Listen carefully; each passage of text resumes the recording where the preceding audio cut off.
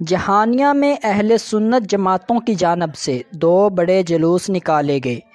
ایک جلوس مرکزی چوک سے شروع ہوا جو مختلف راستوں سے ہوتا ہوا واپس مرکزی چوک پہنچ کر اختتام پذیر ہوا۔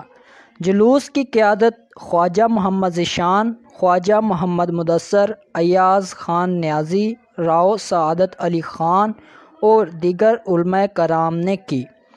دوسرا جلوس جامع مسجد جیلانی سے شروع ہوا اور واپس جامع مسجد جیلانی پہنچ کر اختتام پذیر ہوا۔ جلوسوں کا جگہ جگہ استقبال کیا گیا، شرکاء پر گلپاشی کی گئی۔ جلوسوں کے اختتام پر محافل میلاد مصطفیٰ صلی اللہ علیہ وآلہ وسلم منعقد کی گئیں، جس سے علماء کرام نے خطاب کیا، جبکہ نعت خواں حضرات نے بحضور سرور کونین گلہائے عقیدت نچھاور کیے۔